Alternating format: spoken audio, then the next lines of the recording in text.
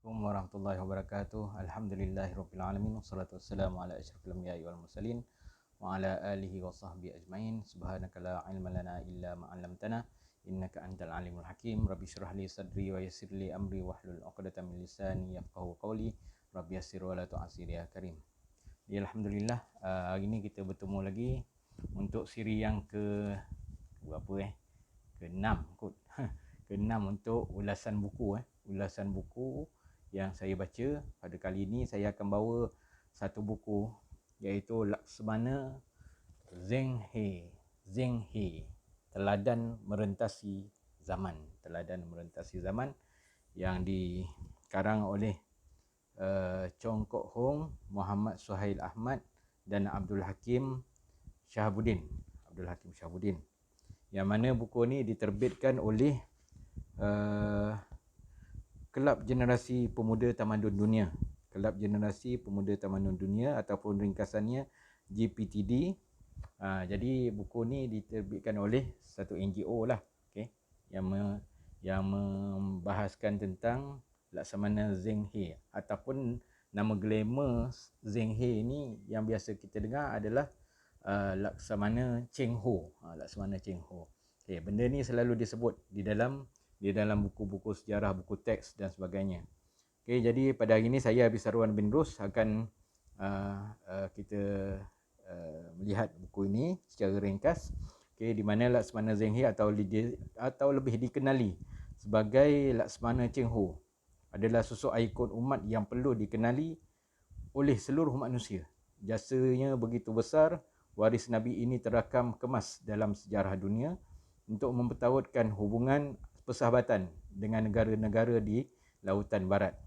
Sebanyak 7 kali pelayaran Laksamana Zheng He, hampir kesemuanya singgah di Melaka. Laksamana Cheng Ho ni glamournya singgah kat Melaka semasa zaman Kesultanan Melayu Melaka.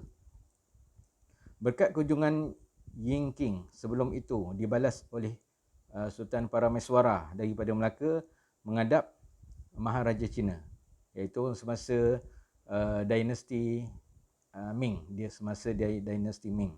Kemulangan Raja Melaka kemudiannya diiringi oleh Laksamana Zheng He menjadi pemula kepada eratnya jalinan antara kedua negara ini. Sejarah Laksamana Zheng He pernah cuba dimusnahkan, namun lumrah alam tidak mengizinkan kisah pejuang tulus ini dipadamkan.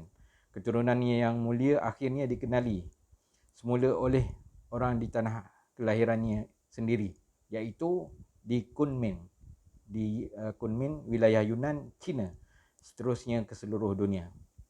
Penulis telah menjejak kisahnya sehingga ke Kunming, sehingga bertemu waris Laksamana Zheng He. Kala masyarakat membantah Tun Abdul Razak, iaitu Perdana Menteri kita yang kedua, berbaik dengan China, ia sebenarnya membuka jalan kepada rakyat Malaysia untuk mengenali Laksamana Zheng He secara lebih dekat lagi.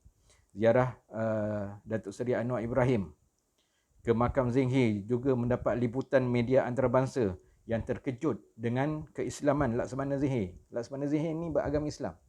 Cina yang beragama Islam. Banyak lagi kisah yang membuka mata kita telah penulis bentangkan di dalam buku ini, dan kisah ini merupakan satu kisah teladan merentasi zaman. Jadi tuan-tuan dan puan-puan boleh dapatkan buku ni. Untuk kita sama-sama melami ataupun untuk mendalami pengetahuan kita berkaitan dengan sejarah kelaksamanaan Zheng He ataupun Cheng Ho semasa pemerintahan dinasti Ming di China dan semasa pemerintahan Kesultanan Melayu Melaka di Melaka sendiri. Itu saja untuk kali ini. InsyaAllah kita jumpa pada siri ulasan buku yang akan datang. Wabillahi taufiq wal hidayah. Wassalamualaikum warahmatullahi wabarakatuh.